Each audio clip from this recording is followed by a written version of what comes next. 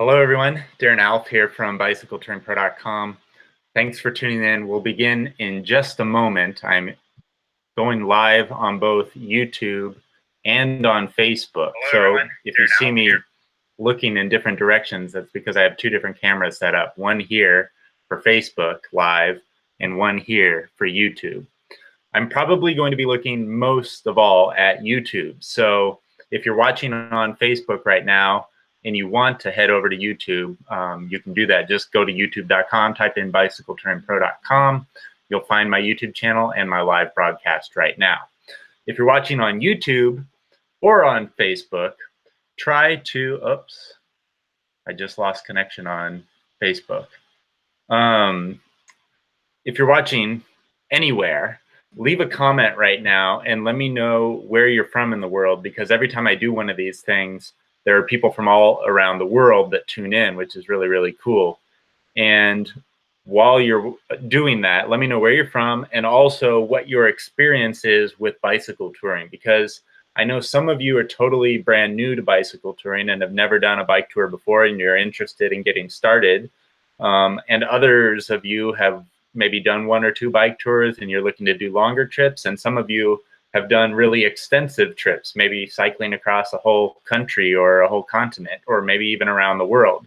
So if you're watching, wherever you're watching from, let me know. Let me know where you're from in the world and what your experience is. We'll begin in just a moment with the live webinar. I mean, we're live right now, but I'll begin the actual presentation in just a few moments. I wanted to start a little bit early just to give people time to tune in and yeah, so that they would know that I was here. I lost the live broadcast on Facebook. I'm going to try doing it again. One sec. Let's see.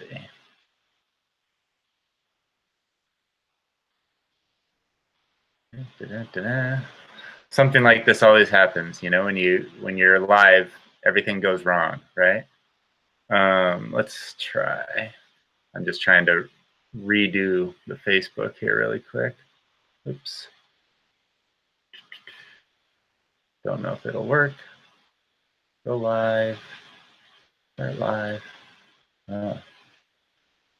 It's still saying low network connection. Okay, well, Facebook, forget about Facebook. We're going live on YouTube. Anyways, hi guys. I'm Darren Alff from bicycletouringpro.com. We will begin in like 1 minute. I just want to give people a little extra time because I said I would start at 12 p.m. Pacific time and it's 11:59. So we'll begin in just a moment. Hang tight. Like I said just a second ago, if you're just tuning in to YouTube, be sure to leave a comment and let me know where you're from in the world, because every time I do one of these live broadcasts, there are people from all around the world, which is really, really cool. So it's really neat to see.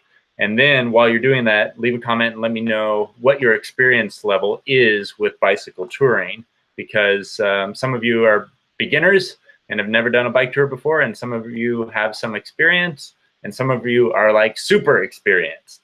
So it's really cool just to see what everyone is doing. I'm going over to YouTube right now so that I can start to read some of the comments. And I probably won't read them all, but hi Darren from the UK. Hi from Klamath Falls, Oregon.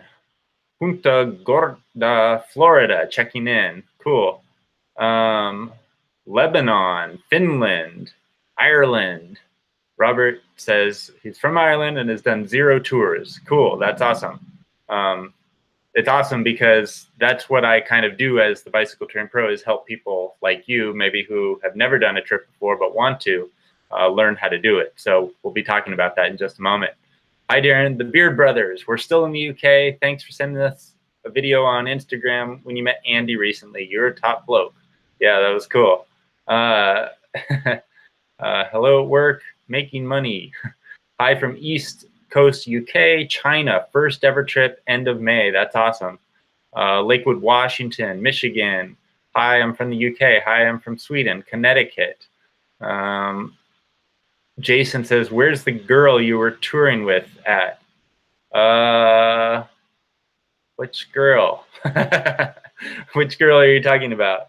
Because I've done trips with several different girls. Which one are you talking about? Gerard says, I'm from the Netherlands, gearing up for a 2-week bike trip through New York State. That's awesome. New York, upstate New York. I cycled, just a side note here, I cycled from North Carolina to Maine up the east coast of the United States in the summer of 2003, so it's been a long time ago. But upstate New York was probably one of my favorite parts of that entire trip, so I hope you enjoy it. Again, I'm just reading some of the comments here that people are leaving about where they're from in the world. Michael says, hello from Alabama. There's another one from Sweden. That's awesome. Kamal says, hello, Darren. I'm currently in Germany. Hi, from Germany, from the UK. Eric says, I've been basically the last 4 years, and I plan to be doing bicycle touring with Clown Falls to Portland, Oregon. Okay, cool. China, another one from China. Russia, San Antonio. Robert says, I would like to do a tour. Romano says, come to Croatia. I've been to Croatia, actually. I spent about a month and a half cycling there, and it was really great. Rode down the coast, rode through some of the islands, etc. Croatia is a great place to go if you're in Europe. And we'll be talking about Europe today. It is 12:03 p.m. and I want to get started because I told people we would start at 12 o'clock. So thank you, everybody, for tuning in. It's really awesome that you all would tune in live for the live event today. I really appreciate it. I was just reading off some of the comments that you guys were leaving about where you're from in the world and how much experience you have with bicycle touring. Like I said just a second ago, my job as the Bicycle Touring Pro is to teach people from all around the world how to conduct their own self-supported bicycle tours, or bike tours really of any kind. And I'll talk about the different types of bike tours in just a moment. But for those of you who don't know who I am, my name is Darren Alff, and I am the Bicycle Touring Pro. For the last 18 years, I have been riding my bicycle all around the world. And for the last 10 plus years or so, I've been running the website at bicycletouringpro.com, where I teach people how to conduct their own incredible bicycle touring adventures. So I like to kind of lead by example and do my own bike tours all around the world, show you guys what's possible, and show you the different types of bicycle touring that are available to you. And then I kind of leave it up to you and give you some of the resources that you can use to conduct your own bike tours, whether that be a bike tour, a small, short bike tour close to where you live, perhaps, or a big, long bike tour that takes you maybe to a different country or across your own country, or even to some place on the other side of the world. So that's what I do as the Bicycle Touring Pro.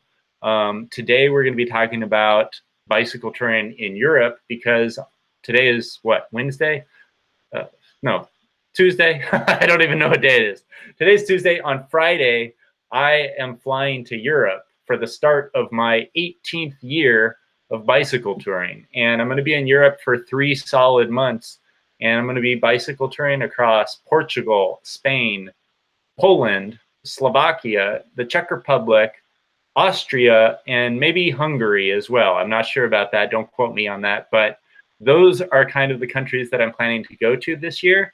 And I've actually been to all of those places before, but the places that I'm going to on this trip are different than the places I've gone on previous bike tours in those countries. In fact, over the last 18 years, I have gone bicycle touring in, I should rephrase that. Over the last 18 years, I have cycled across every country in Europe except for 3. I've still got 3 countries left that I want to get to at some point. Those 3 countries are Russia, Belarus, and Cyprus. But otherwise, I have ridden my bike across every single country in Europe. And yeah, so this year I'm going back to a few of my favorite countries. The 2 that I'm really excited about are Slovakia and the Czech Republic. I mean, I'm excited about all of them, but Slovakia and the Czech Republic are 2 countries that used to be one. They used to be Czechoslovakia. And the countries have, in the last, I don't know what it is, 20 years or something like that, have split up, and now they're 2 countries. And these 2 countries are centered smack dab in the center of Europe. and they aren't necessarily places that a lot of tourists go to. And I'm not sure why, because I've been to the Czech Republic twice and it's amazing. And I've been to Slovakia 3 times and it's amazing. And this year I'm going to go back for future trips. Now, Prague, which is a beautiful European city, is in the Czech Republic. And most people that do go to the Czech Republic simply go to Prague and nowhere else. But one of my goals this year with this bike tour that I'm doing in the Czech Republic and Slovakia is to show you guys that these 2 countries really have some magical bicycle touring destinations that are outside of Prague. So Prague is awesome, yeah. But there's some really cool other places, and both of these countries have some really nice bike paths and that sort of a thing. So I'm hoping to show those 2 places off to you this summer especially. I'm looking over my notes here. Yeah, that's kind of my plan for this summer. For what we're going to do on this webinar today, first of all, I just want to talk a little bit more about my trip, because when I announced that I was going to be bicycle touring in Europe this summer, you guys sent me a couple questions. And the main question that I got sent was, how do you get your bicycle to and from the start of your tour, and what's involved in that exactly? So I'm going to talk about that a little bit. Then I'm going to talk about the different types of bicycle touring, which is something that is very, very important, because a lot of people have this idea that bicycle touring is like one specific thing.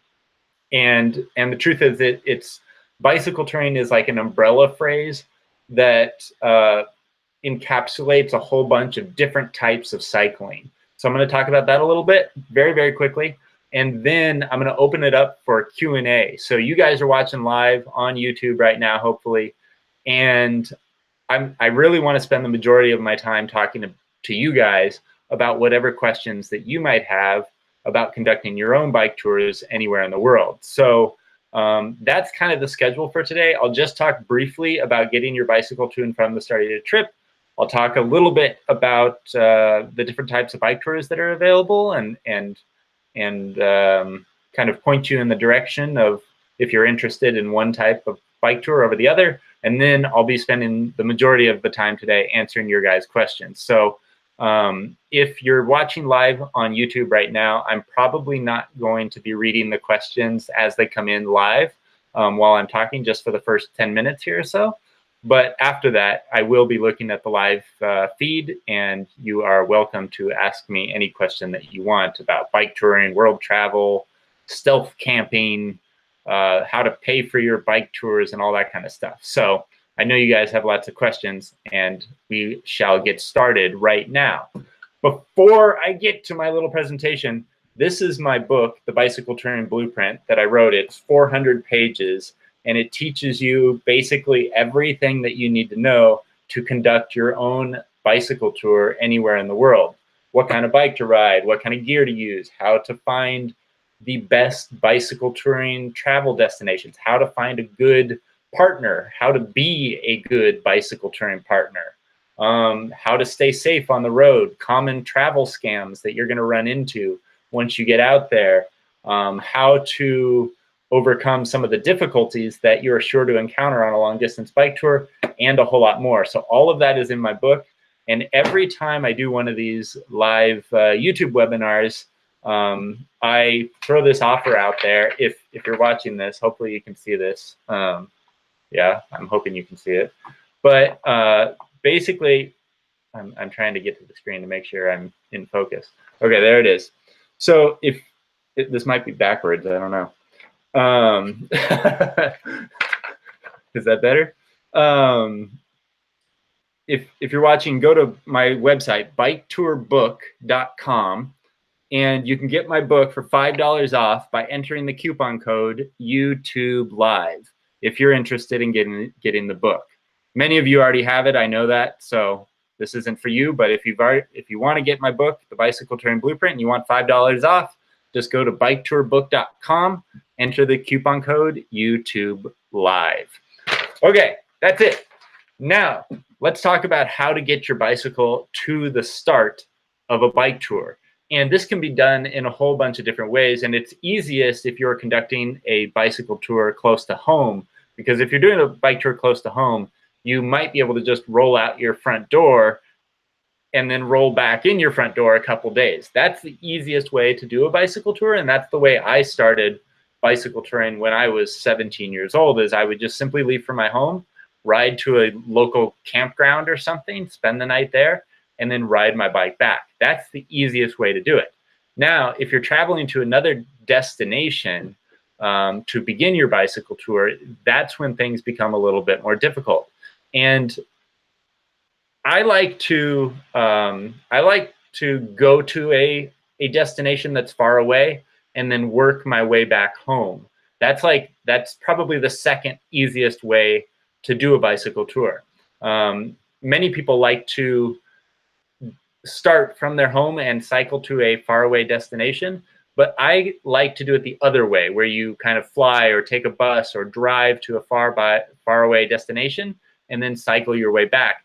And the reason I like to do that, it's something I talk about inside my video course, my Bicycle Touring Pro video course, but I like to do that because mentally I find it easier to cycle from some faraway destination back to something familiar, because it makes me feel like every day that I'm on the road and I'm riding, I'm getting closer and closer and closer to home, and that just makes me feel better. Whereas if you start from your home and cycle to a faraway destination, every single day that you're riding, you can become more and more uncomfortable because you're getting further and further and further away from the things that you know. So it's just like a mental trick that I like to play. And that might be a good tip for you if you're new to bicycle touring. Consider flying or taking a bus to a faraway destination and then cycling back home versus doing it the other way around. It might just be a little bit easier for you mentally. So that's my second trick, I guess, for you guys. The most difficult part about bicycle touring, like, for example, on my first bike tour, I rode from Oregon to Mexico down the California coastline. And I basically finished the trip at my home because I live in Southern California, not too far from Mexico. But I had to get to the start of the trip, and I had to figure out a way to do that. And the way that I did that at the time was I took a bus, a Greyhound bus, from my home up to Oregon. And I got off the bus, and I had to put my bike together. In order to put my bicycle on the bus, I had to pack it in a cardboard bike box. And if you don't know what that is, these bike boxes are the boxes that bike shops get bicycles in from the manufacturers. So like if you ordered a new Trek bicycle, Trek ships the bicycle to your local bike shop in a brown cardboard box.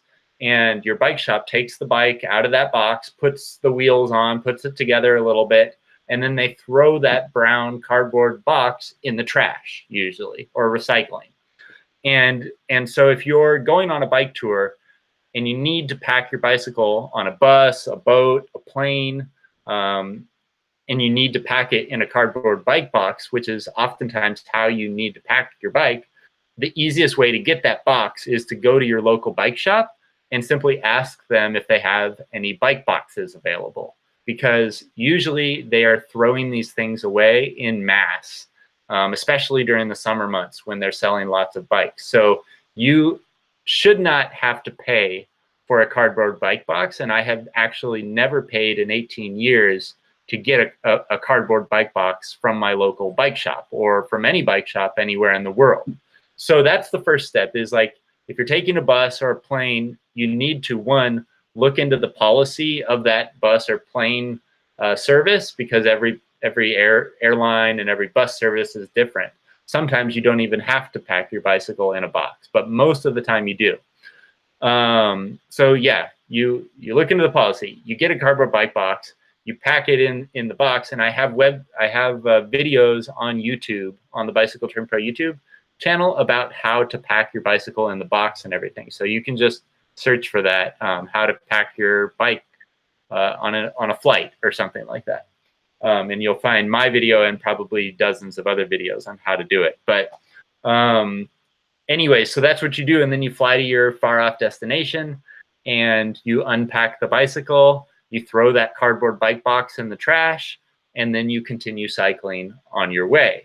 And I would say like 90% of my bike tours that I've done have begun with me either flying or taking a bus or a train with my bicycle packed up inside a cardboard bike box to the start of the trip, and then doing my cycling, and then packing my bicycle up again, usually in some other destination, and flying home. And that's kind of how the trips go. On my upcoming trip to Europe that I'm doing, I am not going to be using a cardboard bike box. Instead, I have a special travel case that has been built specifically for flying my specific bicycle to and from destinations all around the world. So longtime Bicycle Touring Pro followers will know that I have a special touring bicycle.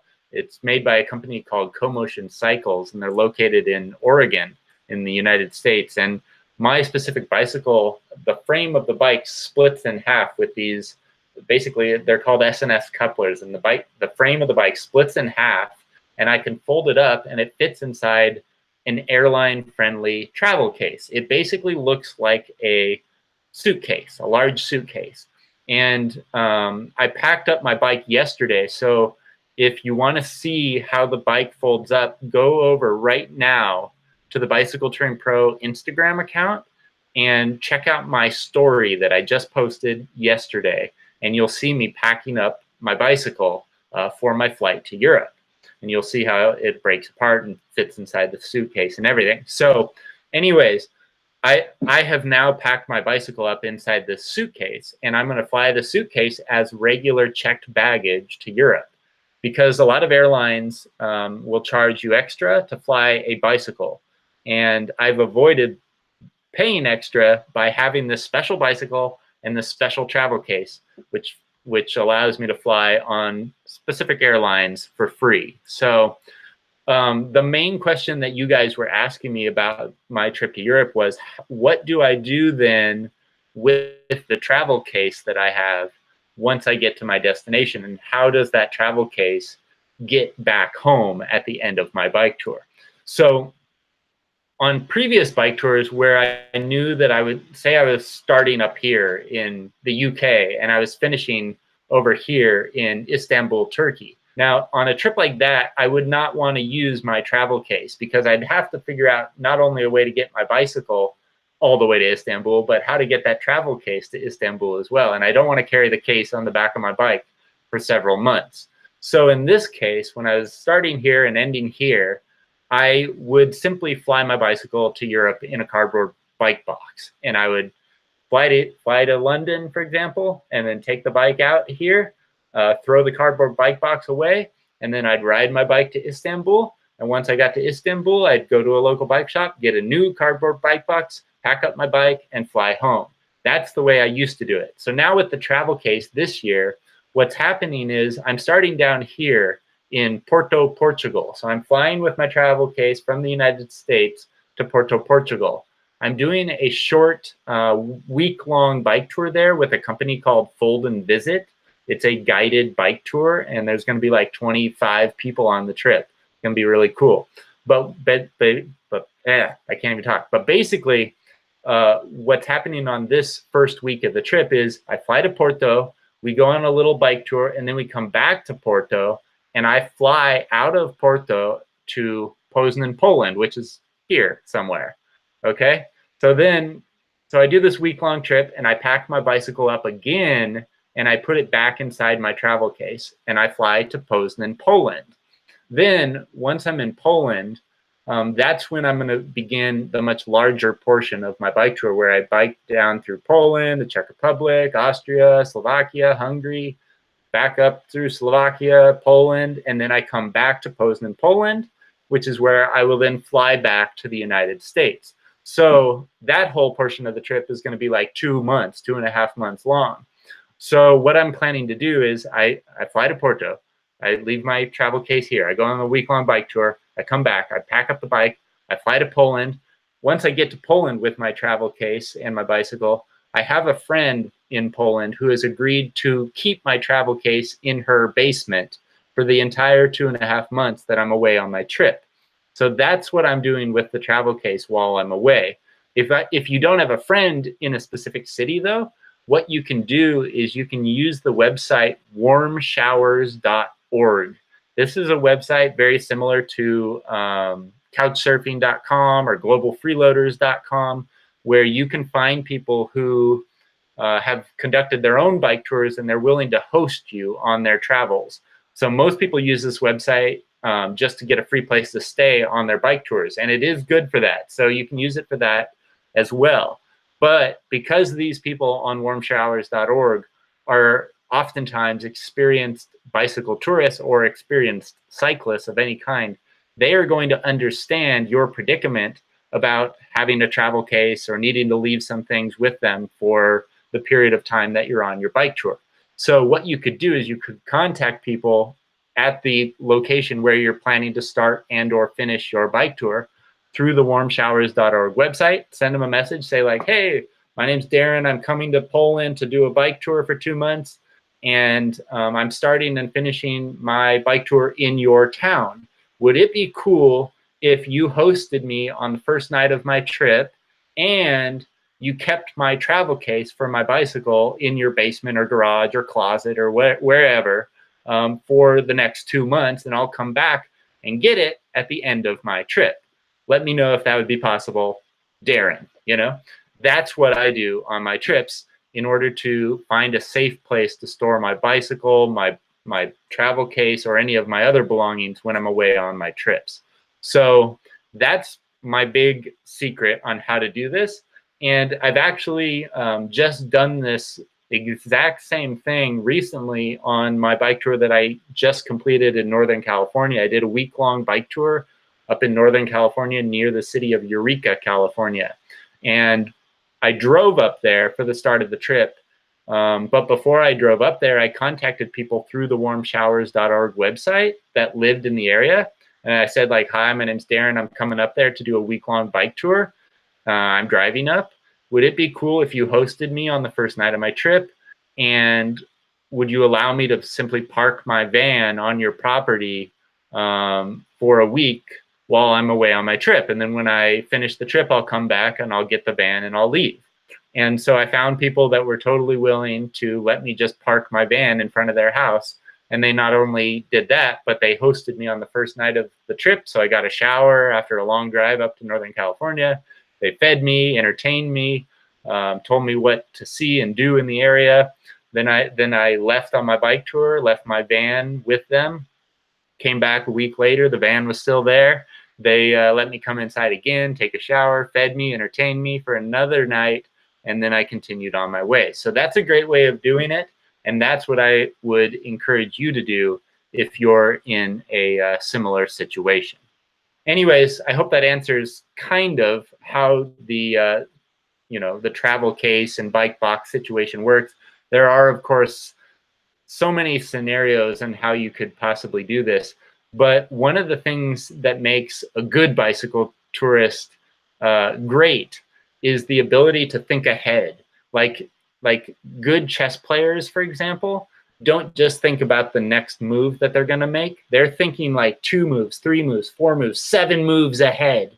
And the same is true with bicycle touring. When you're on a long bicycle tour, you're not only thinking about like, where's the next turn that I need to make, but like, where are the next 10 turns that I need to make? And where do I get food? And where am I going to get water? And where am I going to sleep tonight?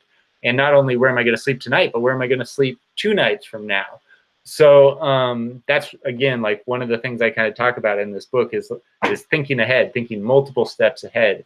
And when you're planning a long bike trip, like the one I'm planning for myself in Europe this summer, you have to think not only how are you going to get to Europe, but how are you going to get home as well? So anyways, yeah, if you have more questions about that, let me know. I can talk about it more in just a moment.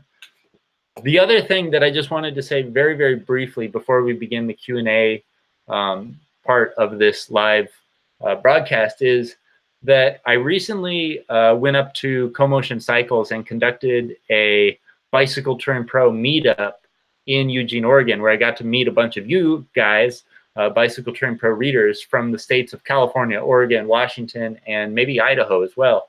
And it was really cool. There was probably about 30 people total that showed up for the event. And it was really interesting because one of the things that I was reminded of at the time was the fact that, like, I like bicycle touring because I don't have to be some like crazy super athlete. Like, bicycle touring is not a race. It's not meant to be a punishment or something that's terribly difficult. I mean, you can make it that way if you want to. But for the most part, people enjoy bicycle touring because bicycle touring is meant to be a pleasurable experience. And there are a whole bunch of different types of bicycle tours. If you just go to my website at bicycletouringpro.com, you'll see right at the top of the page, there are 3 main types of bicycle tours. There's the self-supported bicycle tour, where you basically like carry everything that you need to survive on your bicycle for days, weeks, months, or years. And you are in charge of every aspect of your bike tour, like where you're going to sleep at night, or how fast you're going to ride, or who you're going to travel with, or what you're going to eat. So there's that type of bicycle tour. There's something called bike packing, which is becoming really popular now. And that's where you're traveling mostly off-road or on gravel roads, dirt roads, single track trails, that sort of a thing. Generally, you're riding a mountain bike or something similar to that. So there's that type of bicycle touring. And there are a whole bunch of different types of guided or self-guided bicycle tours. And these are bicycle tours that are usually organized by an established touring company. So if you want to go on a route that you know is going to be really amazing, you might want to go with a company that offers one of these guided or self-guided bicycle tours. And depending on the tour, they will not only tell you which route to ride, which places are the best to visit along your route, but they may also feed you along the way. They may also have experienced bicycle touring guides that ride with you that can help you in case you get a flat tire or your bike breaks or you go the wrong direction, or you get sick. And these guided and self-guided tours are also a great way to meet other people from all around the world that are interested in bicycle touring. So if you're one of those people that maybe doesn't want to go bicycle touring by yourself, but likes to bicycle tour with a group of people, then there are bike tours like that. So as you can see, there are different types of bicycle tours across the entire spectrum.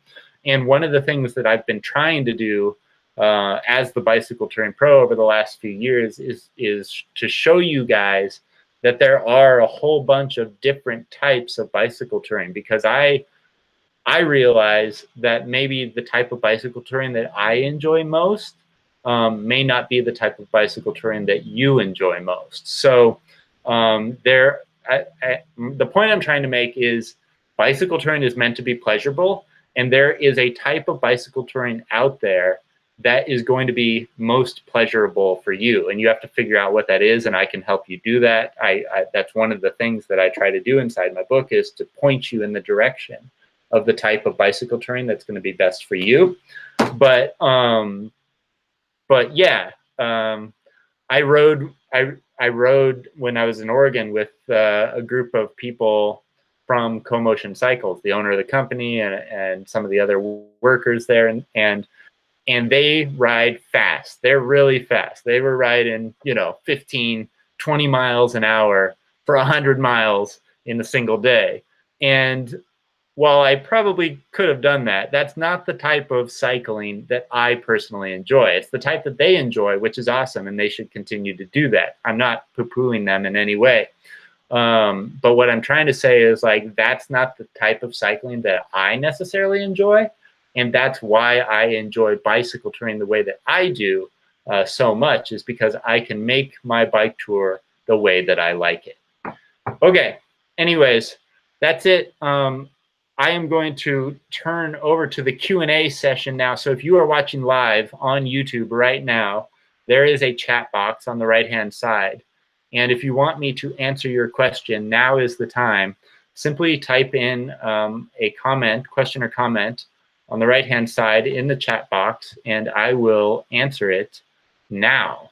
Let's see. And if I skip over your question, I'm sorry. I may just have missed it or something. But yeah, so let's see. Jasper Van Deacon says, when will you be in Europe? Well, I leave on Friday, this Friday, what's that, May 11th, and I'll be there basically for 3 months. And I haven't actually bought my ticket back yet, so I'm not exactly sure when I'll be back, but sometime around the beginning of August, middle of August, that's when I'll fly back. So like I said, I'm going to be bicycle touring in Portugal, Spain, Poland, Slovakia, the Czech Republic, Austria, and possibly Hungary as well. And if you're in Porto, Portugal, Poznan, Poland, or Prague in the Czech Republic, I have arranged 3 upcoming Bicycle Touring Pro meetups where we're going to be going for lunch, and in Poznan we'll be going on a bike ride as well.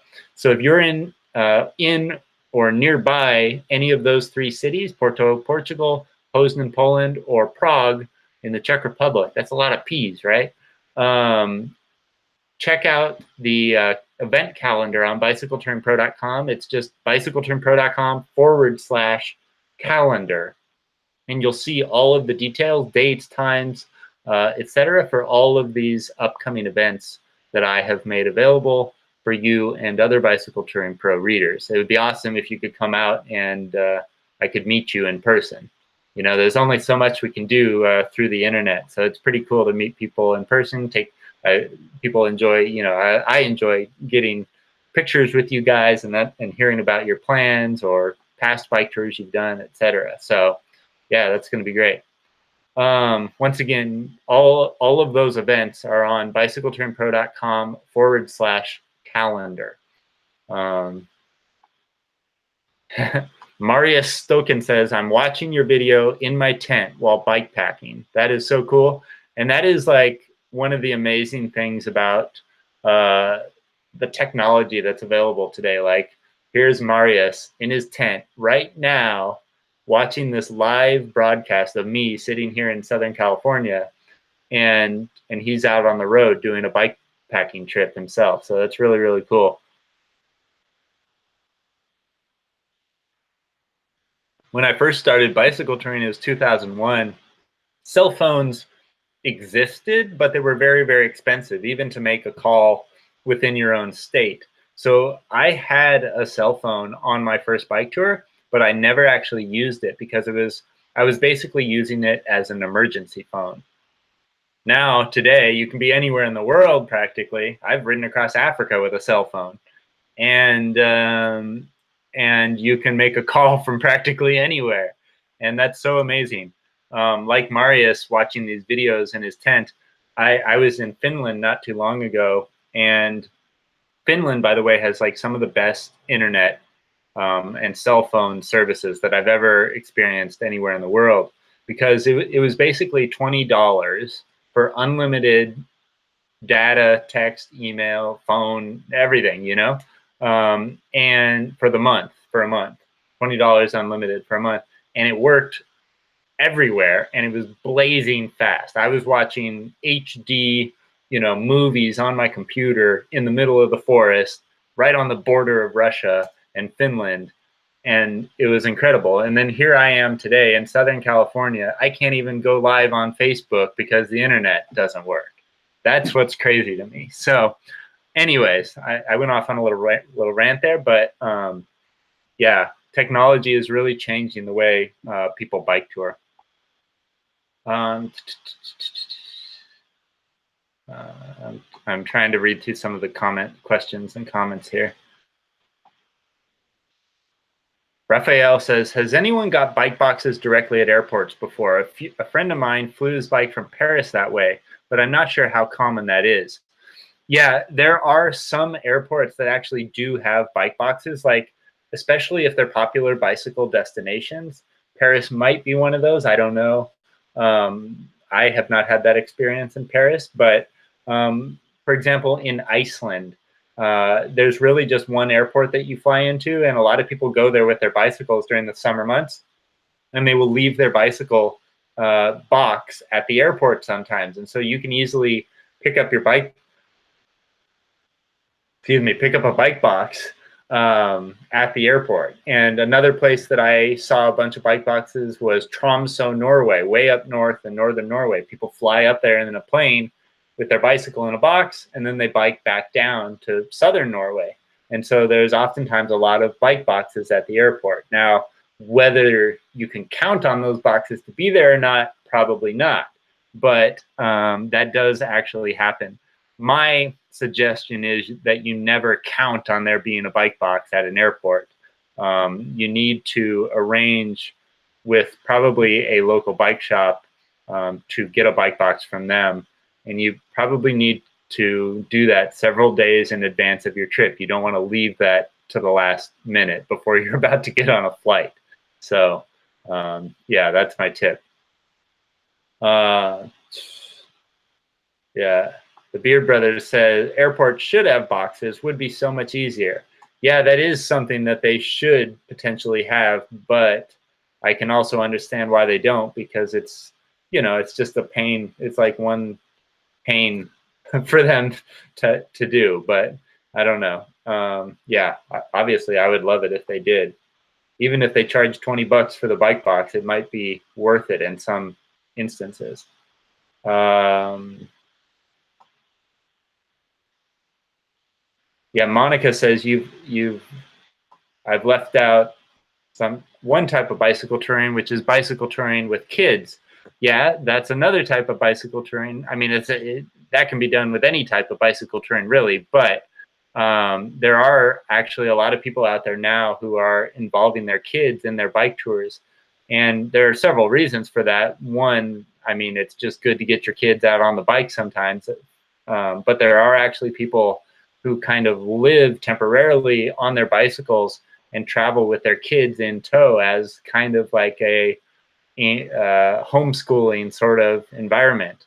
And I've been seeing more and more of that actually in recent years. Yeah, other people traveling with their dogs or cats. I've seen one woman who had a bunny rabbit on her bicycle. So yeah, there are a whole bunch of different ways that you can do it. Oops, I'm trying to read some of the comments. Any meetups planned in Poland? Yeah, I just said Poznan, Poland. There is a meetup. I don't know what the day is off the top of my head. Let me look. But yeah, all of the details for the meetups are at bicycletouringpro.com/calendar. And the meetup in Poland is on May 30th. It's at 11 a.m. in Poznan, Poland. We're going to be going on a little bike ride, just like 10, 20 kilometers across the city. We're going to ride to a nearby lake, and then we're going to bike back into town, and we're going to have lunch at this restaurant called Vipas. It's a vegan restaurant. So yeah, I'm trying to get back to, okay. Yeah, so once again, bicycletouringpro.com/calendar. Pup says, are you coming? Pup says, do you plan to go to Germany? And Sebastian says, are you coming to Sweden this year? The answer to both of those questions is no, not this year, unfortunately. I was in Sweden last summer and the summer before that and the summer before that. So I'm not going back to Sweden this year. And Germany, I've done, I don't even know, 5 trips to Germany previously. So no, I'm not going back to Germany this year. But hopefully I will practice my German a little bit, as I am planning to cycle through a small portion of Austria. Those are 2 good countries for bicycle touring as well, by the way. That's one of the things that I think is so great about Europe, is just that every country practically is really, really good for bicycle touring. And it just doesn't compare to what we have, for example, here in the United States. Here in the US, yes, there are some good areas for bicycle touring, but it just doesn't compare on a state-by-state level to what's available in Europe. There are just so many dedicated bike paths and quiet backcountry roads in Europe that are just not available anywhere else in the world. And I can say that with, you know, I haven't biked across every country in the world, but I've biked across a lot of countries in the world. And Europe is by far my favorite place, and that's probably why you see me returning there so often, is because I just think the cycling is so fantastic. Alexandru says, hello, when are you coming in Romania again? I might actually be in Romania this year, maybe later this year. If not this year, next year. That's pretty high up there, to be honest. I've said in the past, I've gone bicycle touring across Romania 3 times. Romania is a country in Eastern Europe. And I've biked across Romania 3 times. The first time I did it was in 2012. And I didn't really know anything about Romania at the time, and I thought it would be like a really boring place. I wanted to cycle across Romania as fast as I possibly could just to get out of there and get to somewhere more interesting.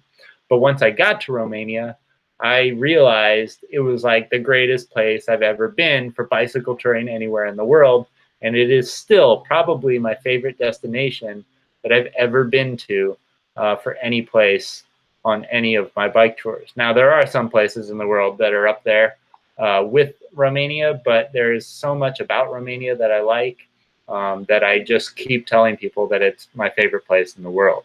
So yeah, I'm hoping to get back there for trip number 4 sometime soon. Tira says, any tips for choosing a safe and legal campsite in Europe? Yeah, so Europe is kind of a grab bag when it comes to camping. In the United States, for example, you kind of have to camp in an established campground in a lot of instances to be legal. Now, there is something called stealth camping, where you basically camp in a place that maybe you're not supposed to be camping, and you try not to get caught. And I do that all the time, to be honest, but I don't necessarily recommend it. And it depends on where you are in the world too, because some countries are very much against just camping out on the edge of the forest or something like that. You will get in trouble. You possibly could get arrested for camping in that way. So you need to be very careful and do a little bit of research depending on where you are in the world. There are other countries, however, where camping in the forest is perfectly legal. If you've watched any of my videos of me biking across the Nordic countries, you know, Sweden, Finland, Norway, in those countries, it's perfectly legal to camp anywhere, basically. So yeah, it very much depends on where you are in the world. Germany, for example, is one of those countries where this is very much frowned upon. It can be done where you kind of sneak off into the woods or whatever, but it's definitely not encouraged, and you may get in trouble if you're caught camping in a place where you're not supposed to be. So my tip, first of all, is know where you are and know what the rules are for that particular place. I can't tell you what the rules are for every country in Europe because there's like 50-something countries, and because the rules are different in each and every country, and they're changing all the time. So you need to do a little research in advance. My other tip, I guess, is that before you even think about camping just in a place maybe that you're not supposed to camp, or out in the forest or something, I recommend that you, 1, try to find a legal place to camp, a campground or something like that. 2, if you want to camp somewhere and you can't find a place to camp, say you roll into a town, you eat dinner, you're trying to find a place to camp for the evening, but there's no campgrounds in town. What I usually do is I find somebody that lives there that's maybe out watering their yard or out walking their dog or something like that. You go up to them and you say these exact words. You say, hi, I'm riding my bicycle across the country or whatever, and I'm trying to find a place to stay here in town, just a place to set up my tent for the night. Do you know of any place like that? And what normally happens is that they'll either say, oh yeah, there's no campground in town, and that will be the end of the conversation. Or they'll say, oh, you know, yeah, there's no place to camp in town, but you're more than welcome to camp in my yard for the night, you know, and oftentimes they'll invite you in for a shower or a meal or entertainment or whatever. So that's kind of the script that I have used on my bicycle tours, and I've found that it works really, really well. I'm not usually directly asking somebody if I can camp in their yard, although I will do that if this first strategy doesn't work. So usually I start out by approaching somebody out on the street or in front of their house and saying, hey, do you know of any place around here where I could just camp for one night in my tent and then leave early the next morning? And oftentimes that will work. They'll realize that I'm basically asking them if I can camp in their yard or whatever. If that doesn't work, then I'm a little bit more direct. Maybe the next time around, I find another person and I say, hey, I'm on a bike tour. Would it be okay with you if I camped in your field for the night? And I'll be gone by 8 o'clock in the morning or whatever. It's also important when you're doing this to tell the person when you're going to be leaving, because that's one of the things that people get scared about, I think, is they want to know that you are leaving, and they want to know when you're leaving, that you're not going to just linger around for hours and hours and hours, and that they have to like be home because they're afraid that you're going to rob the place or something.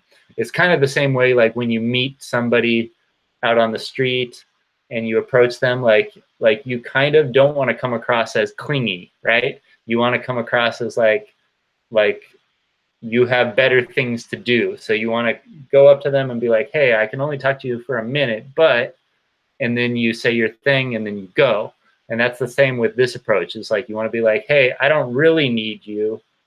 I don't really need your help, but it would be cool if you did help me. You know what I mean? So that's kind of the approach that I take with these sorts of things. And that's what I would recommend you do before you even attempt to just like slide off into the woods somewhere and find a free place to camp. If those strategies don't work, then, you know, crawling off into the woods and finding a place to camp is the third and final strategy. But I usually don't recommend that as like the first thing that you do when you're going off on your very first bike tour. I would definitely recommend trying to find a campground. First of all, asking people if you can camp in their yard or field or whatever. Second, and then if you can't do that, go off and camp somewhere on your own and hope that you don't get caught. But obviously you want to be careful when you're doing that. Another thing is you could go to the local like police or fire station and ask them if there's any place in town that you can camp, because a lot of places in the world, the police and fire departments will actually help you out, and some of the police and fire departments will actually give you a place to sleep. I've heard of bicycle tourists sleeping in fire stations, sleeping inside the jail, inside a jail cell, sleeping out behind the police station. All of that they have done with the permission of the police or the fire department. So that's always a possibility as well. Hope that answers the question.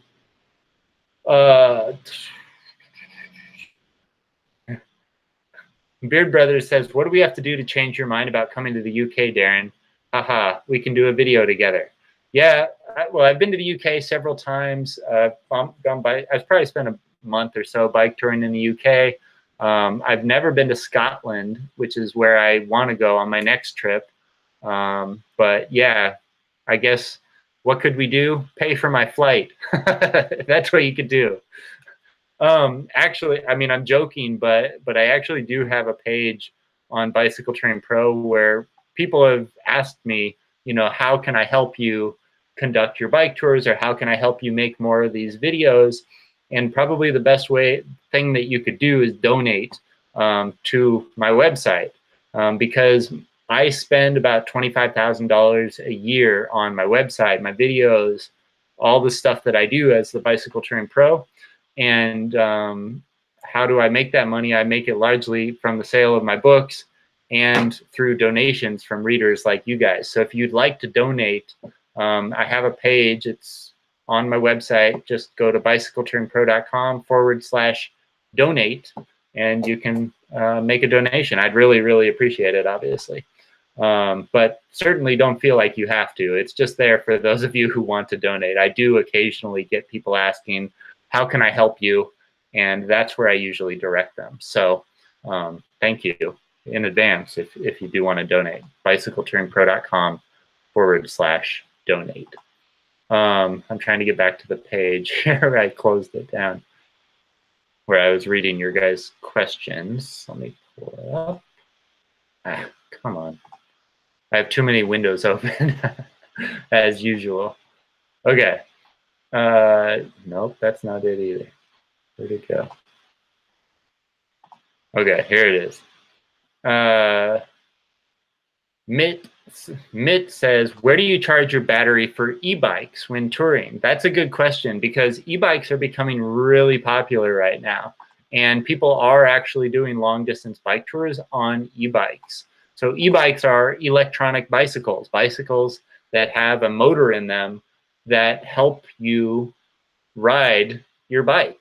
And depending on the bike that you have, some e-bikes can be driven like a motorcycle, where you don't have to pedal at all. You just press this throttle and the bike goes. There are e-bikes out there like that right now. Most of those bikes do not go over 20 miles an hour. In fact, most e-bikes do not go over 20 miles per hour. I don't know what that is, about 30 kilometers per hour. But most e-bikes, you must be pedaling in order for the motor to kind of kick in. And so it's not like riding a motorcycle exactly. It's just like you're riding a regular bike, but there's somebody behind you pushing you and helping you down the road. And it's really nice. I've probably ridden about 5 different e-bikes in the last 6 months or so. And yeah, I honestly think that e-bikes are like the future of cycling. I think they're going to become more and more popular, and I think they're going to become more and more popular with bicycle touring as well, because a lot of people that do bicycle tours are between the age of 50 and 75 years old. And I think a lot of these people, if they had an e-bike, would be even more inclined to go on a bicycle trip. The one major drawback to e-bikes is the fact that you have to charge this thing every single day. If you don't charge it, you have no motor on the bike, and it's basically like riding a big, heavy bicycle without that motor in it. So you have to plan your bicycle tour in such a way that you know that you're going to be able to charge the bike each and every day of the trip. And I talked a moment ago about guided and self-guided bicycle tours. These are the types of bicycle tours where companies, established tour companies, organize the trip, say a week-long trip, like the one I'm doing in Portugal coming up with Fold and Visit Cycling. They have arranged the entire route of the trip. They know where we're going to be sleeping every night. They know where we're going to be eating every day. And that's the type of trip that you could do on an e-bike, because we're going to be staying in hotels each and every night of the trip. And if you know that you're going to be staying in a hotel, then you know that there's going to be a place where you can charge your e-bike.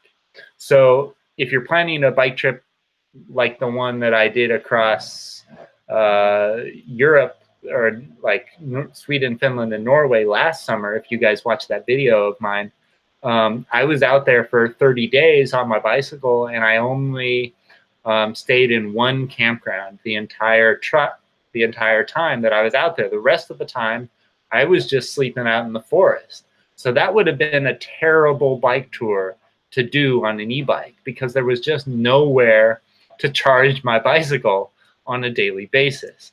So you have to be smart. If you're planning to use an e-bike, you've got to be very smart about where you go, and you're probably going to have to pay more for lodging on your trip, simply because you need to be in a hotel or an established campground every single night. You can't do your trip the way that I'm doing, some of my trips, cycling across Africa for 3 months and only staying in a hotel every 2 weeks. You couldn't do that on an e-bike. You need to plan your trip so that every night you're near electricity. So I don't really have any tips for you other than to tell you, one, obviously you need to be in a location where you can charge your electronics, and that's going to take some advanced planning.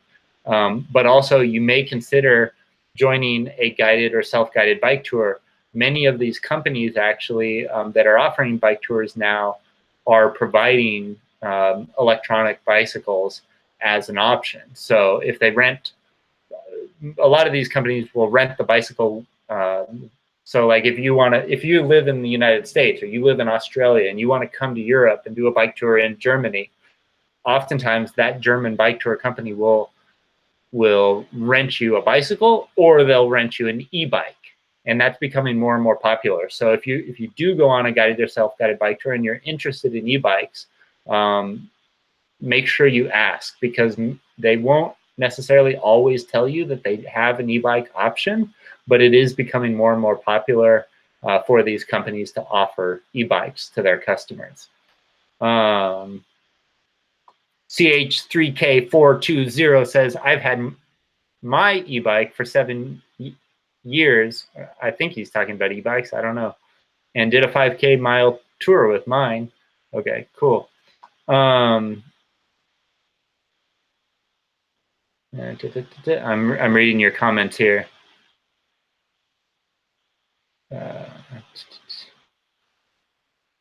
Cornell says, I live in Hungary, so I'll try to meet you. Enjoy Europe. Henrik says, what are some nice places around Stockholm, Sweden? To be honest, Henrik, I haven't been to Stockholm. I've been to Sweden 3 times, but I haven't been anywhere near Stockholm. I've actually kind of purposely avoided the area because it's the most populated part of the country. And when I'm bicycle touring, I like to get away from people and stuff. So I haven't done much cycling there. I did ride from Copenhagen, Denmark, up the western coast of Sweden, up to like